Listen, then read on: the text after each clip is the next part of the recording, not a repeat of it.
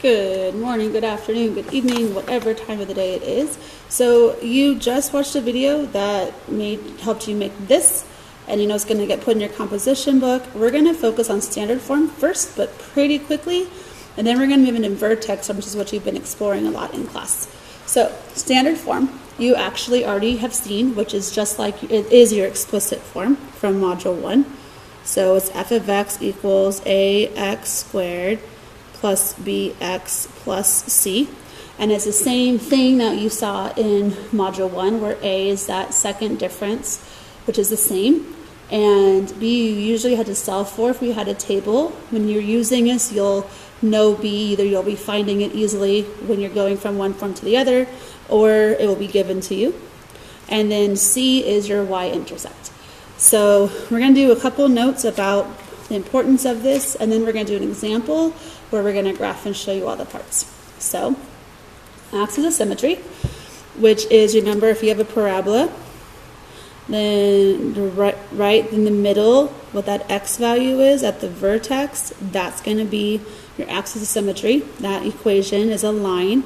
And so whenever I write axis of symmetry, I'll probably put AOS for shorthand, and you'll see that a lot on worksheets and stuff.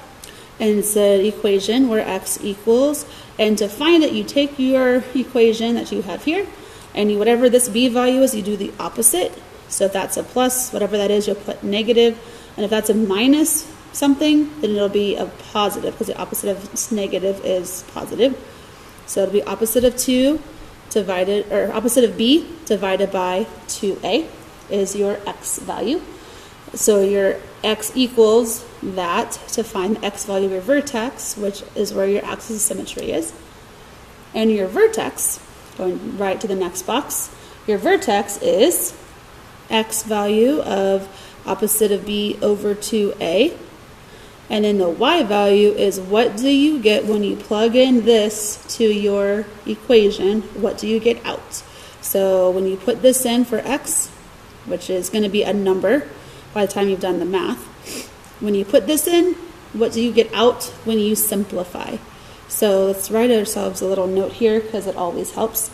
This value here, it looks weird because it's function notation, is what you get out, or what you get when you substitute. Let's use some good vocabulary. Substitutes.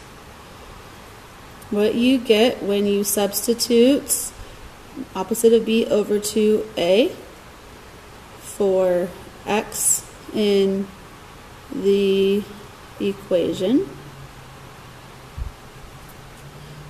and simplify. So what you get when you substitute opposite of b over 2a for x in the equation and simplify. So you'll see us do an example of that, but this is your vertex. X you found here. Remember, b you found here, and a you also found there. And then you find your x and you plug it in, and then what comes out when you plug in the x? When you substitute and you simplify. So that'll help you find the vertex if you're given standard form when you need to graph.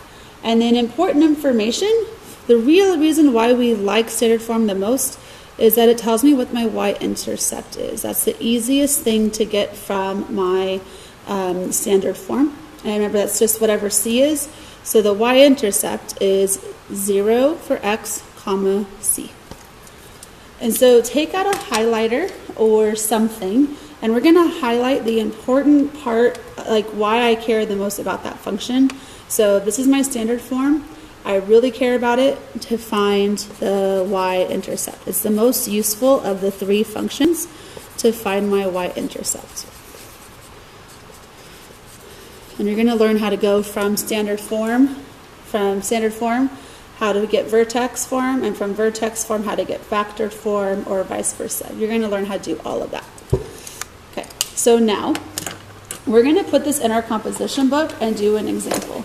And so I told you earlier that you should put it at the top of your composition book, towards the top, so you can see everything, and put it in as far to the middle as you can, so you can still close it.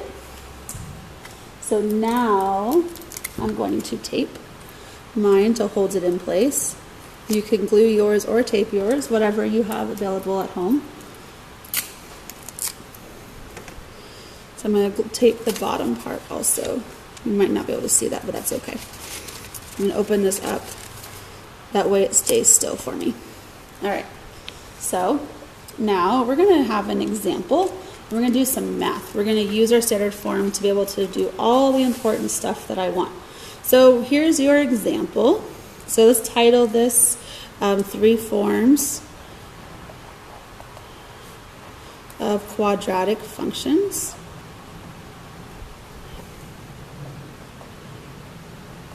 And today I'm doing this video on 10/1.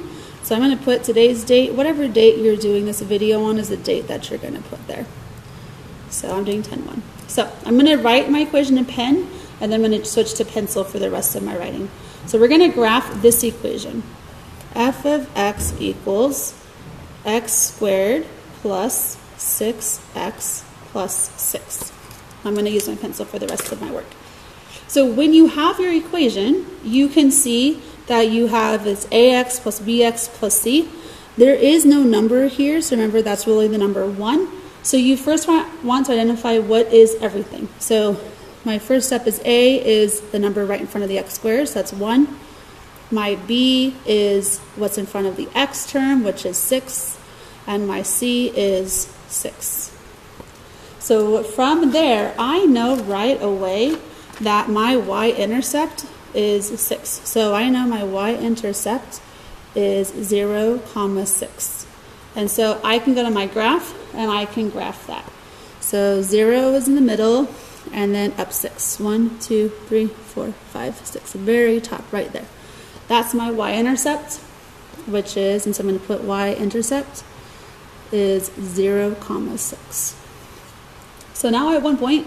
And now we're going to find some more points. So I know that my axis of symmetry is going to be somewhere. We've got to figure out where that is.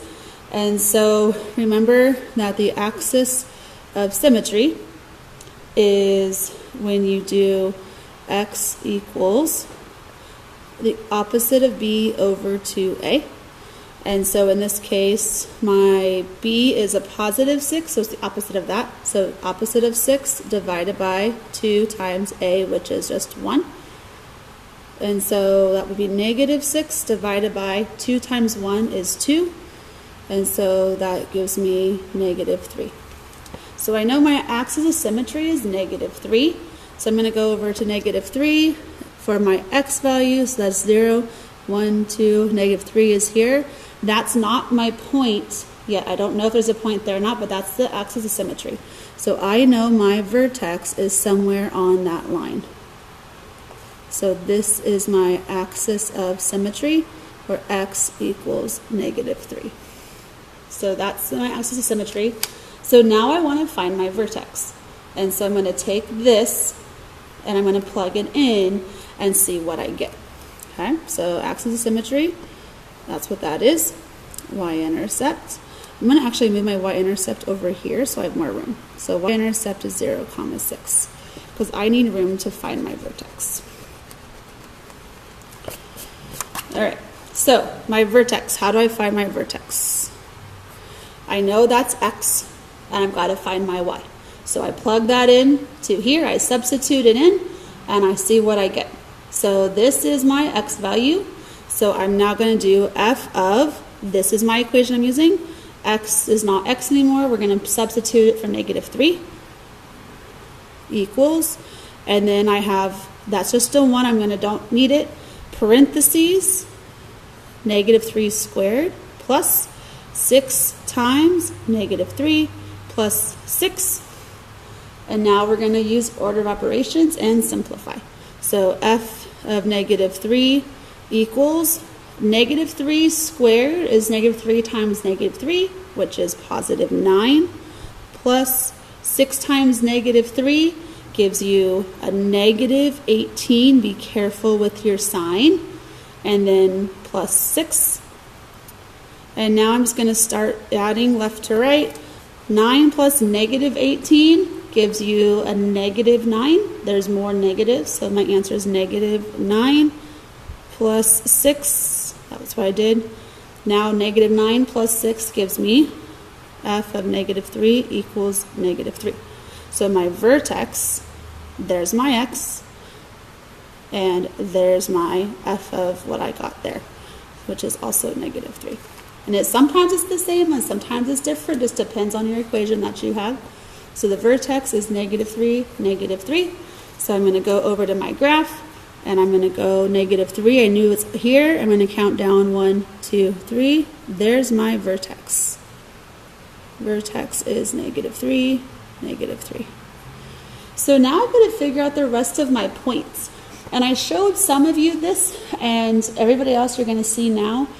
Because I have a parabola, and that's my vertex, and my a value is 1, I have this pattern.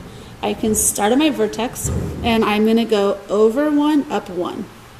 And that would be the change in x is 1, and the change in my y value is 1. And if this actually corresponds to our tables, I'll show you that in class if we need to. So I'm going to go over 1, up 1. And then I'm going to go over 1, up 3. 1, 2, 3. So it was over 1, up 1. And then it was over 1, up 3. And now it's over 1, up 5. So over 1 again, up 5. 1, 2, 3, 4, 5. And what do you know? I am at my y-intercept. So again, that was start at the vertex, over 1, up 1. Over 1, up 3. Over 1, up 5. Put this up 5. And that pattern, 1, 3, 5, that's actually your first difference. Plus 1, plus 3, plus 5. The next one would be what's in the pattern. Over 1, up 7. If this is not 1, you'll see that in the next example. When we start doing the vertex form, that would be, you do something a little different. Okay, so now I'm going to do, this is my axis symmetry, so everything that's on this side is on the other side also. So over 1, up 1 the other direction, up, over 1, up 1, over 1, up 1. And then with a nice curve, we're going to connect our points, and that's our parabola. So that is your standard form for this. We knew our vertex is negative 3, negative 3. Our y-intercept we got from our equation, 0, 6. And our a value, b value, c value we have right there. So that was actually, should have been a review from the video that you did when you had this up. So make sure you have these notes, and then when you're ready, go to the next video.